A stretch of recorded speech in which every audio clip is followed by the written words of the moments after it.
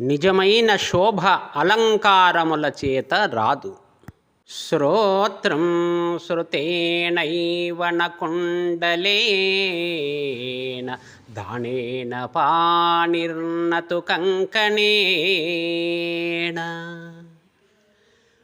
విభాతికాయ ఖలు సజ్జనానాం విభాతికాయ ఖలు సజ్జనానాం పరోపకారేణ న చందనేన. సజ్జనులకు వేదము వినుట చేతనే చెవులు శోభించునే గాని కుండలములచే కాదు. చేయి దానమిచ్చుటచే శోభించునే కాని కంకణముల వల్ల కాదు. శరీరము పరోపకారముచే శోభించునే కాని చందనము పూసుకొనుట వలన కాదు.